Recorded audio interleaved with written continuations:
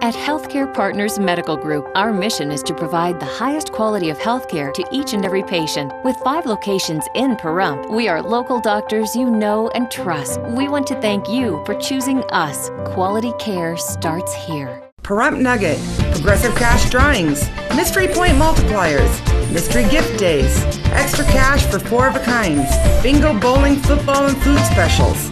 Looking for constant action? Look no further. Pahrump Nugget Hotel and Casino. News 46 is brought to you by Affiliated Chiropractic and Affiliated Physical Therapy.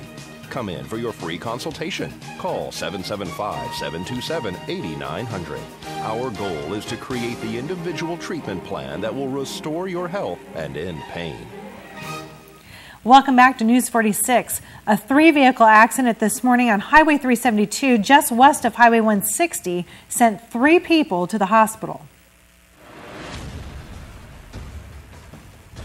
Tonight's accident report is brought to you by Stovall & Associates. Don't expect insurance companies to have your best interest in mind. Stovall & Associates cares. Let us help you if you have been involved in an accident.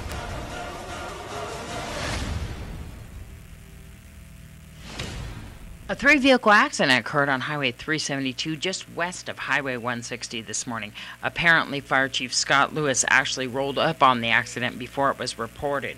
The accident, which occurs to be a rear-end collision and then another car as well involved, sent 3 people to the hospital. 2 ambulances responded to the scene. All were transported locally. Nye County Sheriff's deputies blocked traffic going westbound on Highway 372 while the investigation was being conducted.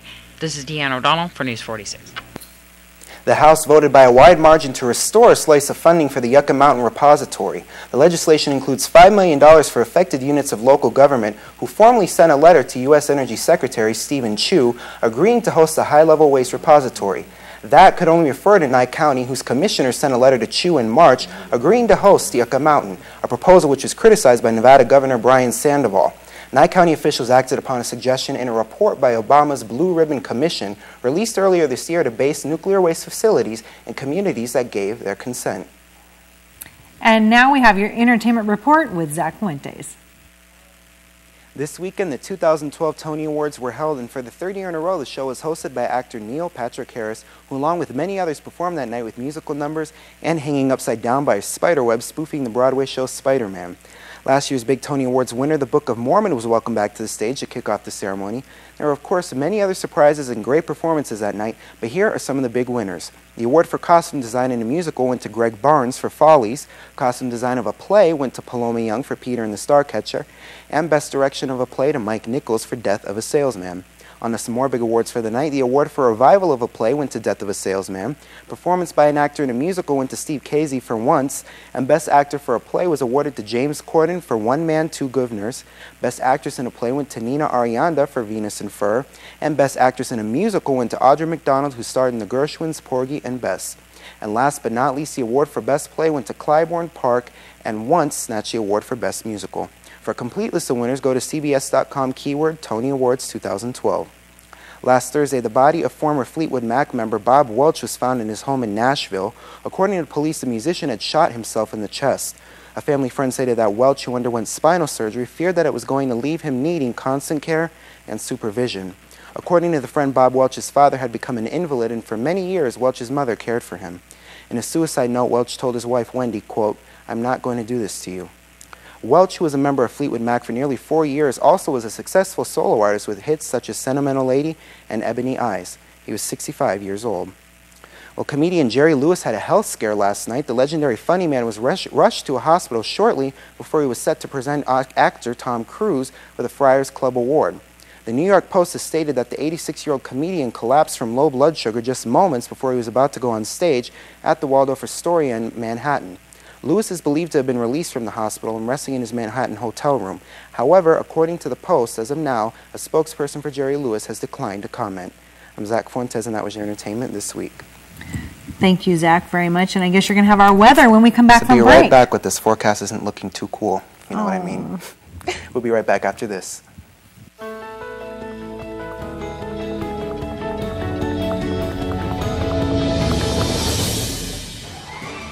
News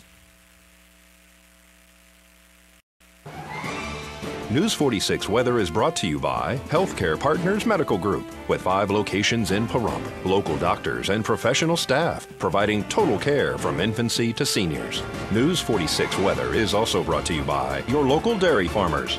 Dairy products are very important in maintaining a healthy body. For more information, you can visit their website at nevadadairycouncil.org.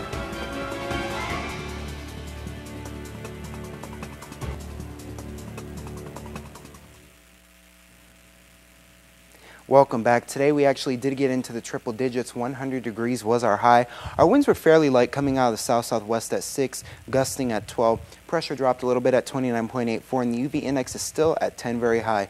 Humidity is still low, but went up a little bit from yesterday to 7%.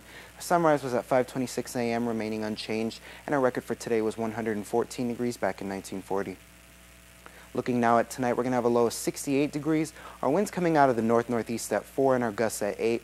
Humidity at 12 and our sunset at 8:02 p.m. Record for tonight was 49 degrees back in 1938.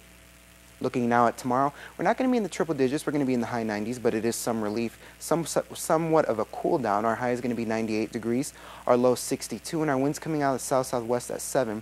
Our gusts are going to be kind of breezy, 14 miles per hour. Humidity going up still at 10%. Sunrise is still going to be at 5:26 a.m., and our UV index is still going to be at 10, very high.